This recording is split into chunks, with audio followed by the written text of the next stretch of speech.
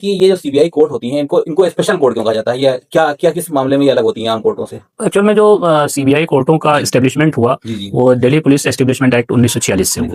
ठीक है। तो उससे जो है ताकि जो सेंट्रल गवर्नमेंट के कुछ केसेस आए या सीबीआई को जो केस रिफर हो, बेसिकली सीबीआई को 4 तरह से केस जाते हैं। जी। एक तो जो एफआईआर डायरेक्ट उनकी दर्ज हुई सीबीआई में वो हो गया, सेंट्रल गवर्नमेंट के लोगों की दर्ज होती है डायरेक्ट।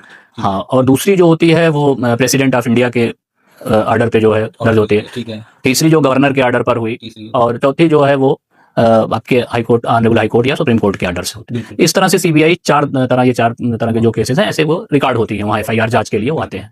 फिर सीबीआई उस पर अपनी जांच करती है, उसके लिए स्पेशल कोर्ट बना, और उसमें भी सीबीआई 2 तरह के केसों की, एक तो सीबीआई का जो बहुत बड़ा ब्रॉड एरिया है वो है कि वो करप्शन के केसेस की जांच करती है। तो वो उनका है एसीबी, पूरी एक उनकी विंग है, एंटी करप्शन विंग है, वो अलग अलग जगहों पे जो है अलग अलग तरह से है। दिल्ली में बहुत सी उनकी ब्रांचें हैं, तो यहाँ पे हमारे जैसे लखनऊ में है तो एसीबी क्राइम ब्रांच जो उनकी है कि एंटी करप्शन ब्रांच, और दूसरी उनकी जो होती है वो है स्पेशल क्राइम। तो उसमें जो है हमारे आईपीसी के कोई, जैसे हम लोग देखते हैं कि फला केस कोई रेप हुआ या कोई जो है बड़ा स्कैम हो गया उस तरह का, तो उसमें ऑनरेबल हाई कोर्ट या ऑनरेबल सुप्रीम कोर्ट ऑर्डर कर देती है कि सीबीआई जांच, तो उसकी जांच जो है वो एसीबी के दायरे में। वो एसीबी जी, तो ये है टोटल। तो दो पार्ट में मतलब जो है कोर्ट काम करती है। बिल्कुल।